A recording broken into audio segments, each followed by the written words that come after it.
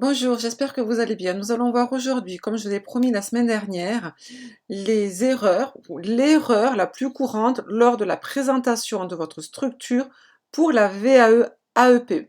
Vous savez que pour cette fameuse VAE, vous avez un livret 2 à faire. Ce livret 2 doit être composé d'une présentation d'une ou plusieurs structures, d'une ou plusieurs postes et de 4 à 7 activités minimum. Donc là, aujourd'hui, on va essentiellement s'intéresser à la structure. Je vais vous parler essentiellement de l'erreur la plus courante en tant qu'examinatrice que l'on voit pour cette fameuse présentation de la structure. Alors, déjà, vous savez que si vous êtes en train de faire le livret 2 du DAVA, vous savez que quand vous allez le remplir, à la partie structure, on vous met une sorte de petit, on va dire, plan indicatif, hein, c'est bien marqué indicatif, mais un candidat sur 2, voire même 2 candidats sur 3 prennent l'initiative de ne pas le suivre. On dirait que ce plan, on va dire, est là pour faire joli, je ne sais pas, il disparaît totalement et les candidats nous présentent une structure, heu, comme ça leur chante, sans vraiment plan. Alors il y en a même où il y a carrément pas de plan du tout, hein, c'est comme une sorte de roman.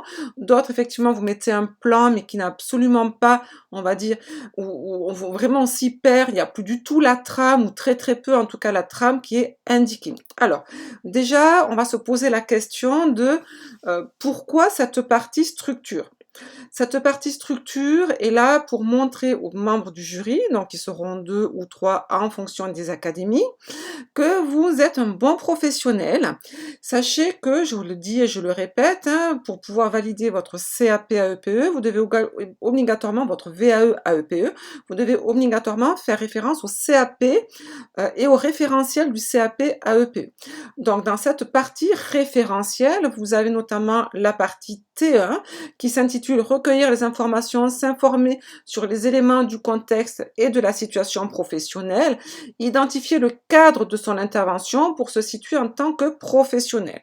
C'est-à-dire que cette partie structure, si vous la faites bien, si vous la faites en suivant ce que l'on attend de vous, vous pouvez, alors bien sûr vous aurez des questions à l'oral et c'est vraiment ces questions-là qui vont, on va dire, valider cette partie-là, mais en tout cas, si vous déjà votre écrit correspond, ben forcément votre oral va suivre et donc déjà c'est un gage, hein, vraiment de réussite. Donc on va reprendre un petit peu ensemble ce que l'on attend dans cette fameuse indication, hein, du livret 2 mis en place par le DAVA. Alors on vous dit, là je vais lire et puis après je vais revenir point par point.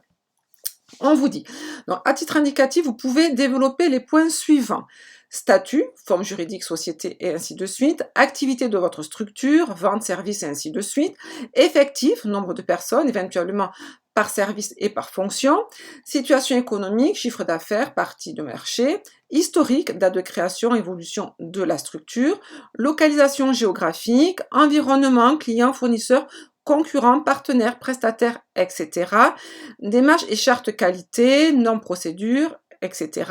Et après, on met 3 petits points, ça veut dire que vous pouvez effectivement compléter. Bon, vous voyez, en fait, hein, cette trame, moi ce qu'on va appeler la trame, hein, là, elle est à titre indicatif, mais on attend quand même qu'il y ait au moins on va pas dire peut-être tout, mais vraiment le plus important. Et vous allez voir qu'à part une seule, on va dire peut-être une seule petite ligne, une petite partie, paragraphe, hein, qu'on va pouvoir, on va dire, enlever vous en tant que CAP ou VAE, AEPE, futur CAP, AEPE, sinon toutes, il faut absolument les y voir, parce qu'elles vont répondre, je répète, à votre référentiel T1, recueillir les informations, ainsi de suite, et identifier le cadre de votre intervention. Donc c'est très important. Alors maintenant, on va reprendre dans votre partie structure, on va commencer d'abord par le statut. Statut juridique, c'est la base. Il faut vraiment, vraiment que vous montriez aux membres du jury, si c'est par exemple, prenons le cas d'une école, vous présentez une école, si c'est une école publique ou si c'est une école privée, exemple pareil pour une crèche, est-ce que c'est une crèche collective ou une crèche privée, une crèche d'entreprise, voilà. Le statut, parce qu'attention, les questions du coup ne seront pas du tout les mêmes si c'est une école privée ou publique, crèche collective ou parentale par exemple et ainsi de suite. Donc c'est pour cibler les questions, bien évidemment. Une fois que vous avez présenté ce statut, vous pouvez également parler, toujours dans la même partie, statut, qui gère cette entreprise, quoi, qui gère cette structure. Est-ce que c'est une association? Est-ce que c'est une communauté des communes? Est-ce que ce sont des parents, par exemple, pour une crèche parentale, et ainsi de suite. Voyez, en fait, en gros, dans la notion de statut, on attend vraiment, hein, la notion de législation, d'administration, pour pouvoir après anticiper les questions. Ça, c'est la partie statut. Dans la partie activité. Activité, on vous a dit, hein, qu'est-ce que vous présentez, vente et ainsi de suite. Vous, c'est une activité de service. Votre structure rend un service, elle rend un service aux parents. Donc, activité de service. Et puis là, vous pouvez lister les activités que propose votre structure aux enfants et aux parents. Ça sera bien sûr l'accueil des enfants, les soins des enfants, la préparation, donner le repas, je sais pas, en fonction des structures. Ça sera mener l'enfant vers l'autonomie, proposer à l'enfant des activités, des jeux d'éveil, des sorties, tout, bien sûr en fonction de l'activité que propose votre structure. On rentre pas trop dans les détails, hein, mais on liste, pourquoi pas, les petites activités que propose votre structure. Dans la partie effectif, c'est là vraiment important pour les membres du jury. Cette partie effective, on attend vraiment le nombre d'enfants accueillis ou pouvant être accueillis. C'est la réglementation. Ça va permettre à l'examinateur de vérifier si vous connaissez la notion de réglementation et notamment d'agrément. Une crèche a un agrément et cet agrément donne un nombre limité ou maximum à ne pas dépasser. Donc ça, c'est très important. Ça, c'est pour les effectifs. Alors, bien évidemment, vous pouvez donner des petits détails. La notion des âges, si les enfants sont regroupés en plusieurs groupes ou s'ils sont plutôt séparés en plusieurs groupes, s'il y a des types d'accueil différents, par exemple réguliers, occasionnels, d'urgence, s'il y a des accueils possibles pour les enfants handicapés, et à ce moment-là, qu'est-ce qu'on peut leur proposer, notamment des PAI ou autre. Voilà, en gros, hein, vous pouvez rentrer dans les détails. Bien sûr, on ne fait pas un roman non plus, hein, on fait 3-4 lignes, mais on présente les enfants. Après, vous allez présenter, c'est très important, c'est ce qu'on attend, hein, T1, se présenter en professionnel, en tant que professionnel. Donc, forcément, vous allez présenter là la notion les professionnels, l'effectif en termes de professionnels. Combien de professionnels travaillent dans la structure, leur poste, leur qualification, leur rôle. Là aussi, si vous passez le CAP AEP, vous savez que vous avez une réglementation, un quota, hein, 40-60 en termes de pourcentage. Donc, où est-ce qu'ils sont? Il faut vraiment qu'on le visualise et que ça corresponde bien comme il faut. Il faut vraiment montrer en fait que vous êtes une vraie ou une vraie professionnelle de la petite enfance et que vous connaissez, on va dire, la réglementation et la législation. Après, vous avez la partie situation économique. Alors, cette partie, effectivement, pour le CAP petite enfance, on ne propose pas un service de vente, hein, on propose un service, justement un service. Donc, du coup, cette partie, effectivement, hein, là, pour vous, en tout cas, vous pouvez l'enlever. Alors, il y en a certains qui arrivent à trouver des choses. Attention, par contre, j'insiste bien, vous êtes soumis à la discrétion professionnelle, donc on ne doit pas divulguer des informations qui vraiment sont concentrées sur notamment chiffre d'affaires et ainsi de suite, peut-être de la crèche, attention, ou de l'école maternelle et ainsi de suite. Donc il y a des choses, attention, qui ne sont pas à dire, sinon vous serez pénalisé. Donc là, moi, cette partie-là, sincèrement, je vais être honnête avec vous, je la fais enlever de mes candidats pour pas qu'il y ait d'erreur. Et sincèrement, voilà, elle n'a aucune importance pour le CAP AEP, pour la VAE AEP. Donc après, vous avez la partie historique. Partie historique, c'est la notion d'agrément. Depuis quand la structure a été créée, quand est-ce qu'elle a eu son agrément, quand est-ce qu'elle a eu son dernier agrément, parce que toute structure a un agrément, quand est-ce qu'il y a eu on va dire, des aménagements, des agrandissements, voilà. On rentre pas trop dans les détails non plus, on ne cherche pas à faire des pages et des pages d'historique, comme on le voit notamment chez certains candidats, notamment qui sont des écoles privées, par exemple, hein, ou voilà, alors là, on nous met toute l'histoire avec, voilà, non. On se pose la question, qu'est-ce qui est important pour mon CAP, pour ma VAE? Est-ce que si je raconte l'histoire du personnage qui a créé on va dire, cette école, par exemple, est-ce que ça va avoir un impact pour moi? Non. Moi, ce que je veux, c'est depuis quand elle a été agréée, depuis quand, voilà. C'est très important, c'est la notion d'agrément, qui donne l'agrément, également aussi l'évolution, les agrandissements et ainsi de suite. Voilà l'historique, on ne rentre pas trop dans les détails, mais on en donne un minimum pour qu'on puisse visualiser, surtout pour visualiser si vous, en tant que professionnel, vous maîtrisez justement cette notion d'agrément qui est obligatoire, je le répète. Partie localisation. Partie localisation, là, c'est important pour cibler à peu près où se situe votre structure. Est-ce qu'elle se situe déjà en milieu rural, en milieu, on va dire, dans une grande ville, et ainsi de suite? Quel type, on va dire, d'habitants il va y avoir, hein, pour les potentielles questions de l'examinateur? Est-ce qu'elle est dans un quartier dynamique, un quartier où il y a une démographie, on va dire, importante? Important aussi. Est-ce qu'elle est à côté d'un parc? Est-ce qu'elle est à côté d'une bibliothèque? Est-ce qu'elle est à côté d'une école maternelle? Pour pouvoir faire des visites, pourquoi pas, dans une crèche notamment, voilà. Tout ce que il va être important pour les enfants. Toujours pareil, on pense toujours, et c'est là la grande erreur, hein, c'est que quand beaucoup de candidats font cette partie structure, ils ne s'imaginent pas en fait l'importance. C'est vraiment, vraiment, vous devez parler professionnel pour des enfants ou professionnel pour les parents, hein, voilà. Mais qu'est-ce qui va me permettre à moi, quand je vais donner ma localisation ou la localisation de ma structure, qu'est-ce qui va être important pour les examinateurs?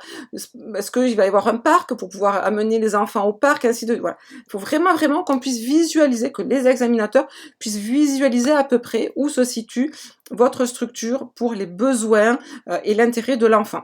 Dans la partie environnement, alors ça c'est très souvent une partie que la plupart des candidats, hop, ils oublient. Bon, on l'enlève cette partie environnement, pourtant c'est la plus importante. Donc la partie environnement, on va la diviser en trois. On va la diviser en famille, concurrents, partenaires. Famille, c'est quel est le rôle de la famille? Quel est le rôle des parents? Est-ce qu'ils ont un rôle? Qu'est-ce qu'ils peuvent apporter? Qu'est-ce qu'ils vont apporter? Est-ce qu'ils apportent si vous êtes un maternel, est-ce qu'ils apportent le repas, les couches, ainsi de suite? Si c'est une structure dans une école, est-ce qu'ils ont le droit de participer à des conseils d'école? Quel est leur rôle au niveau justement de l'école? Pareil pour la crèche, voilà. En gros, quel est le rôle des parents, la place des parents dans la structure? C'est très important, leurs droits et devoirs, leur rôle, ça c'est important. Les concurrents, là aussi, les concurrents, même si c'est une crèche collective, est-ce qu'il y a autour de cette crèche collective, est-ce qu'il y a d'autres crèches, crèche parentale, crèche familiale, est-ce qu'il y a des mâmes, est-ce qu'il y a des assistantes maternelles? En fait, en gros, on analyse un petit peu tout pour voir, en gros, si, et ça sera également pareil pour les assistantes maternelles, comme il y a d'autres assistantes maternelles, est-ce qu'il y a des assistantes maternelles qui sont regroupées en mâmes? Pour les écoles, est-ce qu'il y a des écoles privées? Voilà, en gros, on essaie d'analyser dans la ville ou dans le village ou dans les communes, mais vraiment très très proches, un petit peu les concurrents, les autres structures qui font plus ou moins la même chose que la structure que vous proposez. Et dans les fameux partenaires, alors les partenaires, on ne les oublie surtout pas, parce que ça c'est une question, ça fait vraiment vraiment partie du référentiel alors tout en fait partie du référentiel, mais là vraiment c'est une question, on va dire, classique. Les partenaires, on n'oublie pas la PMI, on n'oublie pas l'ASE, on n'oublie pas pour une notion, on va dire, dans une école, on n'oublie pas l'inspection académique, on n'oublie pas le médecin affilié à l'éducation nationale. En fait, on a tout un tas de partenaires. On peut avoir également des partenaires extérieurs qui peuvent être on va dire l'association de bus, hein, qui va tout simplement peut-être dans une école venir récupérer les enfants pour les amener. Alors je parle pas des bus scolaires, hein, je parle des bus quand il y a des sorties scolaires, hein, il y a peut-être une société de bus, il peut y avoir aussi un prestataire de service pour les repas, il peut y avoir aussi, voilà, on regarde tous les partenaires, ça peut être des animateurs aussi extérieurs qui vont venir de temps en temps raconter des contes pour enfants, voilà, il y a plein de partenaires, souvent, et on n'y pense pas, une psychologue, une conteuse, voilà, tous ces petits partenaires extérieurs qui viennent occasionnellement, ça fait partie également des partenaires. Maintenant, la démarche qualité. Démarche qualité, alors là aussi, hein, beaucoup de candidats l'oublient, la démarche qualité, ou là on l'enlève parce que je pense que vous ne savez pas quoi y mettre dans cette démarche qualité. Donc sachez que toute structure, surtout on est dans le domaine de la petite enfance, donc c'est très très important de la laisser. Donc vous avez obligatoirement le respect des règles, protocoles d'hygiène et de sécurité, hein, démarche qualité, donc voilà, il faut parler de tout ce qui est normes.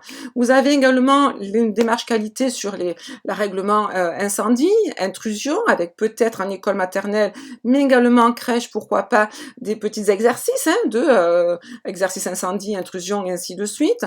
Vous avez également toute une réglementation sur l'embauche du personnel, hein, avec que doit, on va dire, la qualité pour pouvoir justement être embauché en termes de vaccins, en termes de casier judiciaire, en termes de tout ça. En fait, voilà, c'est ça, en fait, la démarche qualité qui va permettre de rassurer les parents et d'assurer la qualité et surtout la sécurité des enfants. Voilà, donc ça, c'est ce qui est imposé. Et puis après, dans le milieu de la petite enfance, vous pouvez rajouter, on va dire, des petites informations. Je pense notamment si vous êtes assistant maternel, c'est intéressant quand même de présenter votre local, notamment les chambres, notamment le coin, on va dire, l'espace de jeu, l'espace de change, voilà. Présenter votre local, ça c'est important. Beaucoup d'examinateurs, on va dire, attendent cette partie-là. Vous pouvez rajouter également, si ça vous paraît important, les heures d'ouverture et de fermeture de la structure. Voilà, vous pouvez rajouter, en gros, comprenez bien, en fait, ce que je veux vous dire, c'est que vous avez une trame qui est indicative, mais que moi je vous conseille fortement de suivre, sauf à part à la petite partie marché qu'on enlève.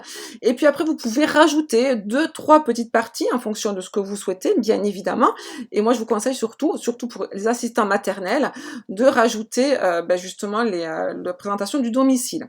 La semaine prochaine, on regardera justement une autre erreur sur les structures qui sera justement le non-respect de la discrétion professionnelle lorsqu'on présente les structures et qui vraiment fait perdre énormément de points aux candidats parce qu'on en voit souvent. Donc on verra ça la semaine prochaine. Donc n'hésitez pas de vous abonner, de nous suivre. Sur le site internet, vous avez des structures, vous êtes en train de réaliser déjà votre livret 2 parce que je sais qu'il y a une date limite qui est pour certains en septembre, d'autres en octobre. Donc vous avez des modèles 100% conformes de structures en tant qu'assistant maternel, en tant qu'école, en tant que crèche, qui sont complètement conformes. Vous pouvez largement vous en inspirer. La plupart des candidats qui les prennent vraiment en sont très très contents à 100%. Donc allez-y, foncez, la réussite est devant vous maintenant, voilà. À très bientôt, abonnez-vous, partagez aussi, faites-nous connaître et à très bientôt. Au revoir.